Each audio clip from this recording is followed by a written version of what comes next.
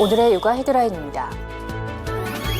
서울시 교육청이 올해 공립초등학교 예비 소집에 불참한 아동 505명의 소재를 파악하고 있는 것으로 알려졌습니다. 보건복지부는 65세 이상 노인이 임플란트 시술 때 내야 하는 본인 부담금이 7월부터 30%로 낮춰진다고 밝혔습니다. 최근 경남에서 50대 남성이 유치원생을 성폭행한 사건이 알려지며 아동 성범죄자에 대한 처벌을 강화해야 한다는 목소리가 높아지고 있습니다. 이상 오늘의 육아 헤드라인 뉴스입니다. 어린이들이 가지고 노는 고무풍선에서 발암물질이 검출됐습니다. 한국소비자원에 따르면 시중에 유통 중인 제품 10개 모두에서 유럽연합의 기준치를 모두 초과하는 니트로사민류 생성 성분이 나왔다고 합니다. 보다 높은 안전기준 마련도 시급하지만 당장 아이들이 입으로 풍선을 불지 않도록 주의하셔야겠습니다. 육아포커스 첫 소식부터 함께 하시죠. 서울시 교육청이 올해 공립초등학교 예비 소집에 불참한 아동 가운데 4.1%인 505명의 소재를 파악하고 있는 것으로 알려졌습니다. 교육청에 따르면 취약 대상자이면서 서울 공립초 예비 소집에 나오지 않은 아동은 모두 12,000여 명이지만 이 중 95.7%는 예비 소집 후 열흘 사이 소재 파악이 됐습니다. 소재가 불분명한 아동 가운데 502명은 학교와 주민센터가, 3명은 경찰이 소재를 찾고 있으며 교육청 관계자는 소재 불명 아동 대부분은 이중 국적자로서 이중 국적 국가로 갔거나 미인정 외국 유학을 떠난 경우로 보인다고 말했습니다. 오는 7월부터 65세 이상 노인은 지금보다 훨씬 적은 비용으로 임플란트 시술을 받을 수 있게 됩니다. 보건복지부는 65세 이상 노인이 임플란트 시술 때 내야 하는 본인 부담금을 현재 50%에서 7월부터 30%로 낮추기로 했습니다. 지난해 임플란트 시술 총 금액은 평균 110만 원 안팎이었으며 이 중 노인 본인이 부담해야 하는 금액은 약 54만 원이었습니다. 하지만 본인 부담금 비율이 낮아지며 7월부터는 이 비용이 32만 원까지 내려갈 전망입니다. 독감 유행이 한풀 꺾였다지만 의심 환자 수가 여전히 많은 만큼 주의해야 하는데요. 그런데 기침이나 재채기 등으로 퍼지는 줄 알았던 독감 바이러스가 숨쉬는 것만으로도 퍼질 수 있다는 연구 결과가 나왔습니다. 지난해 12월 초 독감 유행주의보가 발령되고 급격히 증가했던 독감 의심 환자 수는 최근 한풀 꺾인 모습입니다. 하지만 1000명당 70명에 달할 만큼 여전히 독감 의심 환자 수가 많은 데다 2가지 유형의 독감이 동시에 유행하고 있어 각별히 주의해야 합니다. 손을 잘 씻는 것 외에도 기침이나 재채기를 할 때 손수건이나 손목으로 입을 가리는 기침 에티켓이 독감 확산을 막는 대표적인 방법으로 꼽힙니다. 그런데 이 방법만으로는 부족할 수 있다는 연구 결과가 나왔습니다. 독감 바이러스가 기침이나 재채기뿐만 아니라 단순히 숨쉬는 것만으로도 퍼질 수 있다는 겁니다. 미국 메릴랜드 주립대학 보건대학원 연구팀은 독감에 걸린 대학생 142명을 대상으로 기관지 분비물과 침 분비물, 숨 쉴 때 나오는 공기를 채취했습니다. 이를 분석해보니 환자의 기관지나 침 분비물에서 독감 바이러스가 나왔을 뿐만 아니라 호흡만한 샘플의 절반 가운데서 바이러스 흔적이 나왔습니다. 또 바이러스 흔적이 나온 호흡 샘플의 10개 중 7개 꼴로 실제 바이러스 자체가 들어있었습니다.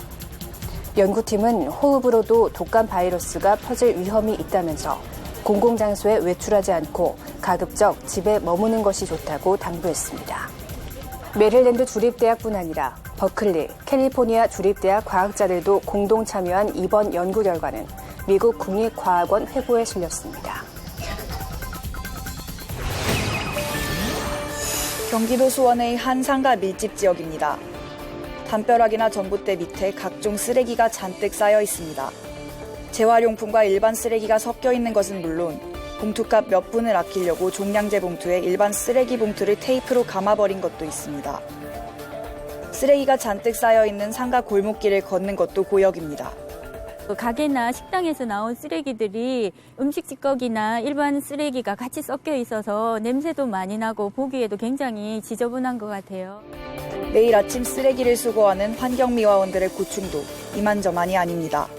비닐봉투에 음식물이나 재활용들이 많이 섞여 있어갖고 그거를 일일이 다 분리수거를 해야 되기 때문에 너무 힘들어요.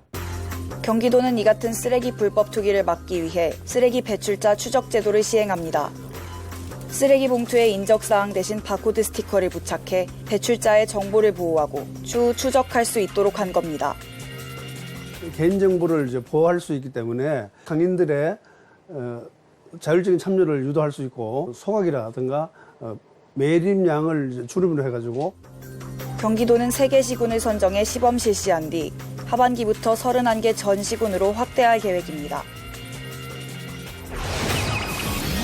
추운 날씨에 집안에만 웅크리고 있다 보면 평소보다 잠이 많아지고 무기력해지기 쉽습니다. 가뜩이나 감소한 일조량에 바깥 활동마저 줄면서 호르몬 변화로 생체 리듬이 깨지기 때문입니다. 겨울에 나타나는 동곤증, 일종의 우울장입니다. 일주일 리듬이 깨지면서 수면 자체도 잠을 자는 패턴 자체도 변하기 때문에 다 우울증에 영향을 받을 수가 있는 겁니다. 특히 겨울이 긴 북유럽에 환자가 많은 것으로 알려져 있는데 학계는 우리 국민도 15% 정도는 가을과 겨울에 우울감을 느끼는 것으로 추정하고 있습니다. 일시적 증상에 그치는 경우가 많지만 자칫 방치하면 우울증으로 악화할 수도 있습니다. 우울해지니까 활동을 안 하고 집에만 있으니까 더 사람이 침체되고 다운되고 우울해지고 이게 악순환이 되기가 쉬운 환경이 겨울철이라고 얘기를 하는 겁니다. 동곤증을 이기려면 아무리 추워도 15분 정도는 바깥에 나가 햇볕을 쬐는 게 무엇보다 중요합니다. 또 행복 호르몬, 세로토닌을 만드는 바나나와 초콜릿, 붉은 고기 등을 자주 먹는 것도 겨울철 졸음과 우울감을 쫓는 데 효과적입니다. 아기 얼굴이 빨갛게 변했고 각질까지 일어났습니다. 긁어도 가려움이 가시지 않는 아토피 피부염입니다. 가려워서 긁다 보면 상처가 생기고 상처 탓에 다시 피부가 상하는 악순환이 반복되는 겁니다. 손, 팔목에 접히는 부위 아니면 목 이렇게 접히는 부위에 생기고 피부에 각질이 하얗게 일어나는 그런 모양으로 주로 나타나게 되고요. 특히 겨울철에 가장 증상이 심한데 짧은 시간 안에 완치하기 어려운 만큼 꾸준한 관리, 특히 보습이 가장 중요합니다. 샤워를 해서 피부를 깨끗이 씻고 하루 서너 번씩 보습제를 듬뿍 발라야 증상을 점차 줄일 수 있습니다. 괜찮은 부위들도 사실은 이제 조직학적으로 보면은 이렇게 병변이일 수도 있기 때문에 그런 부분들을 잘 관리하지 않으면 거기도 다 나빠질 수가 있으니까 전체적으로 다 발라주시고. 아토피는 아직 정확한 원인이 밝혀지지 않아 환자들이 의학적으로 확인되지 않은 민간요법을 따라하는 경우가 많습니다. 전문가들은 특히 아토피를 치료한다고 막무가내로 음식을 가리다간 청소년기 아이들이 성장에 필요한 영양소를 얻지 못할 수 있어 주의해야 한다고 경고했습니다. 최근 경남 창원에서 50대 남성이 유치원생을 성폭행한 사건이 알려지며 국민적 공분을 샀습니다. 대래 10년 사이 아동성폭력 사건은 증가세를 보였는데요. 처벌을 강화하도록 법을 개정해야 한다는 목소리도 거셉니다. 1월 초 50대 남성이 유치원생 여자아이를 성폭행한 혐의로 구속됐다는 이른바 제2의 조두순 사건이 알려지며 여론은 또 한 번 들끓고 있습니다. 지난 1월 3일 청와대 국민청원 게시판에는 제2, 제3의 조두순 사건을 막기 위해 미성년자 성범죄자를 엄벌에 처해달라는 글이 올라왔고 이틀 만에 5만 명이 넘는 사람이 동참했습니다. 아동 성폭력에 대한 국민적 분노를 비웃듯 관련 범죄는 10년 사이 증가한 것으로 조사됐습니다. 대검찰청의 2017년 범죄 분석에 따르면 2007년 1,055건이던 아동 성폭력 범죄는 2016년 1,231건으로 16.7% 늘었습니다. 2016년을 기준으로 가해자의 연령대는 18세 이하가 20%로 높았고 50대와 40대가 그 다음을 차지했습니다. 이 같은 분위기에 아동 성범죄자 처벌을 강화해야 한다는 목소리도 거셉니다. 미국은 아동 성범죄는 최소 징역 25년에서 4년까지, 영국도 무기징역을 선고하고 중국의 경우엔 공개 처형을 하고 있습니다. 설령 감형돼 석방이 된다 해도 사회에서 완전히 격리시키는 사례가 상당수에 달합니다. 지난해 말 국회에선 13세 미만 미성년자에 대한 유사 강간범을 강간범과 동일하게 처벌하자거나 7세 미만의 아동을 강간하면 무기징역에도 처할 수 있도록 하자는 내용 등이 발의됐습니다. 재산을 노리고 재가한 어머니 일가족을 살해한 김성관. 강제 송환 당시엔 모자와 마스크로 얼굴을 가렸지만 인나츠로 현장 검증을 진행했습니다. 범행 수법이 잔인하고 피해가 중대한 점 등을 고려해 얼굴과 실명을 공개한 겁니다. 살인과 강간 등 특정 강력 범죄의 피의자 신상 정보는 수사기관이 공개할 수 있지만 공공의 이익을 위한 경우에만 가능하며 청소년이나 아동학대 피의자 등은 빠져 있습니다. 피의자 인권 보호와 악용 우려 등을 이유로 경찰은 신중을 가한다는 입장이지만 인면수심의 범죄가 끊이지 않으면서 피의자 공개 기준이 지나치게 엄격하다는 목소리도 나옵니다. 과거 원영희 사건과 나영희 사건, 최근의 고준희 양 사건까지 어린아이를 상대로 끔찍한 범죄를 저지른 피의자들의 신상은 공개되지 않았습니다. 선마을 여교사 성폭행 사건처럼 신상 공개 조건을 충족해도 2차 피해 우려와 같은 모호한 이유를 들어 비공개하는 경우도 많습니다. 해외의 어느 인권 선진국에서도 우리처럼 마스크와 유니폼으로 철저하게 얼굴을 가려주는 나라는 없습니다. 더군다나 우리는 일관성이 없다고 하는 점입니다. 너무 재량의 폭이 크지 않느냐. 국민 알 권리 보장뿐 아니라 자의적 판단 방지를 위해서라도 일관된 기준 정립과 재정비가 필요하다는 지적입니다. 우리 몸으로 들어온 미세먼지는 혈관을 돌며 염증을 일으킵니다. 이때 생긴 염증은 혈관의 확장 기능을 파괴해 결국 혈관 넓이가 좁아집니다. 실제 미세먼지 농도가 나쁨 수준일 때 조음인 날보다 심장 부위가 아픈 협심증의 위험이 25% 증가했습니다. 미세먼지 농도가 올라갈수록 발병률도 덩달아 높아졌습니다.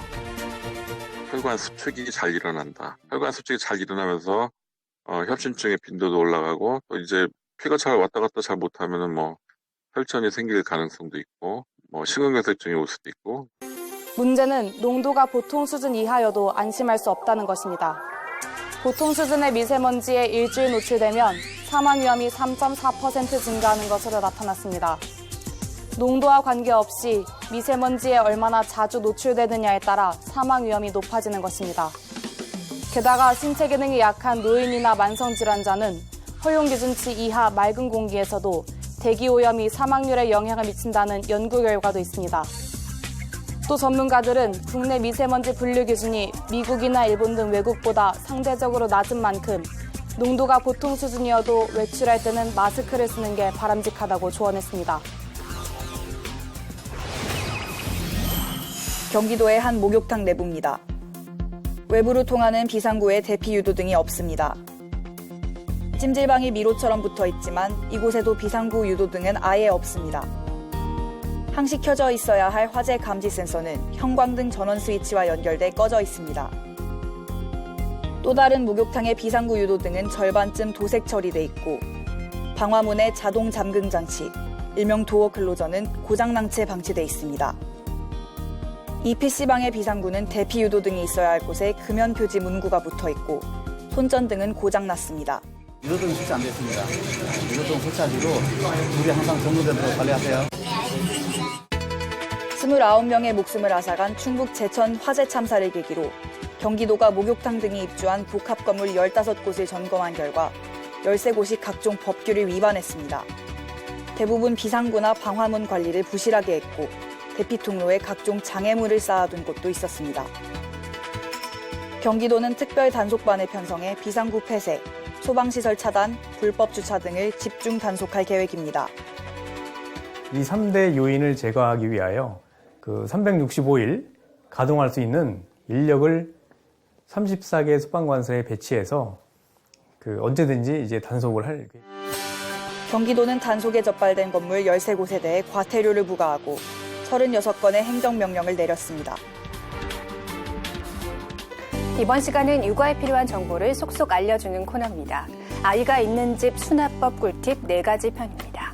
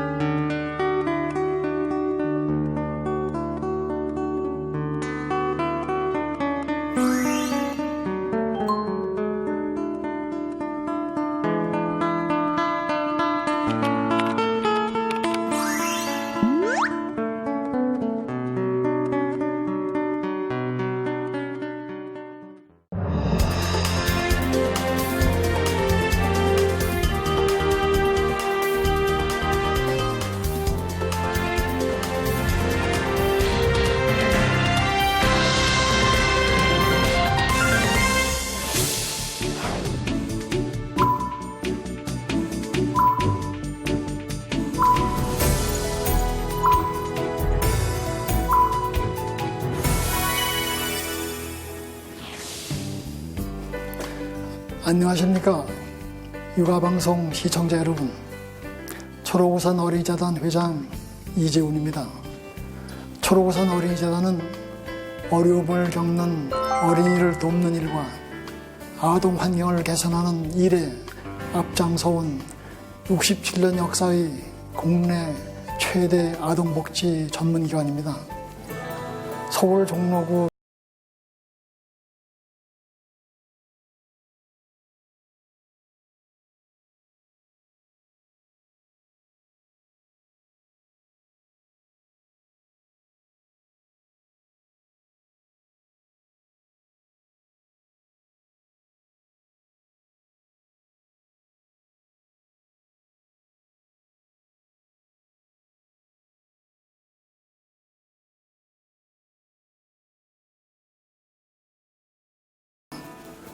이처럼 우리나라는 유엔의 세계 아동 인권 선언보다 30년 이상 앞서 어린이 헌장을 발표했지만 어린이가 행복한 사회는 요원하게 느껴지기만 합니다. 6년 연속 OECD 국가 중 아동 행복지수 꼴찌, 매년 늘어가는 청소년 자살률, 연이은 아동 성범죄와 어린이 아동학대 사고 등은 우리 사회의 부조리 민낯을 그대로 드러내고 있습니다. 아동의 1차적 보호 기능을 수행해야 하는 가정이 점점 그 기능을 잃어가고 아이들은 각종 위험과 삭막한 환경으로 내몰리고 있습니다. 저출산, 이혼율 증가, 그리고 가족 해체, 가정 공동체의 붕괴 등으로 외톨이 환경 속에서 컴퓨터와 TV가 키운 아이들은 이기심과 외로움, 사회성 부족, 폭력성 등 정서적 문제를 호소하고 있습니다. 2014년 기준으로 경제적 지원을 비롯해서 예방, 심리교육, 방과 후 돌봄 등 초록우산 어린이재단으로부터 지원받는 국내 어린이들은 약 82만 명에 이릅니다. 재단은 빈곤 가정 아동의 의식주 지원뿐 아니라 학대 아동의 보호, 위탁 가정으로의 연계, 재활과 심리치료 등 아이들에게 필요한 거의 모든 영역의 사업을 펼치고 있습니다. 또한 캠페인, 광고를 통해 많은 시민들의 관심과 참여를 촉구하는 애드보커시를 통해 아동을 위한 정책 마련 및 법, 제도 개선에도 힘쓰고 있습니다. 아동들이 건강하고 올곧게 자라게 하고 아동의 행복 지수를 높이기 위해 초록우산 어린이재단은 문화와 인성의 중요성을 제시하고 있습니다. 예컨대 골목 문화가 사로잡아버린 도시의 아이들에게 즐겁게 뛰어놀 공간을 돌려주고 음악을 접할 기회가 없는 소외된 아이들의 두 손에 악기를 들려주고 있습니다. 앞만 보며 달리는 세상 속에도 더불어 살아갈 이웃이 있음을 알려주고 비 오는 날 우산 없는 친구와 우산을 나누어 쓸 수 있는 마음을 가르칩니다. 이렇듯 초록우산 어린이재단은 물질적 지원만으로 해결할 수 없는 아이들의 문제를 건강한 마음과 정서를 키워주는 일에서 찾고 있습니다. 우리가 살고 있는 세상은 어른들이 움직이지만 미래 세대의 주인공은 다름 아닌 어린이들입니다. 어린이 행복은 밝은 미래를 약속합니다. 이를 위해서는 민과 방, 가정, 학교, 그리고 지역사회가 함께 힘을 모아야 합니다. 소파 방정환 선생의 말처럼 어른들이 아이들을 진정으로 위할 때 우리가 살아갈 미래는 밝아집니다. 모든 아이들은 우리 모두의 아이들입니다. 어린이들이 행복한 사회 만들기 위해 육아방송 시청자 여러분들이 동참을 기다립니다. 감사합니다. 서울 지역 초중고등학생 100명 중 3명은 자살 충동 등 정신건강상의 문제를 겪는 것으로 조사됐습니다. 서울시의회 보고서는 지나친 입시 경쟁에 따른 스트레스와 인성교육 부족 등을 원인으로 지목했는데요. 무엇이 과연 아이들을 정서적인 고통 속으로 내몰고 있는지 근본적인 대책 마련이 시급해 보입니다. 육아포커스 마칩니다. 시청해주신 여러분 고맙습니다.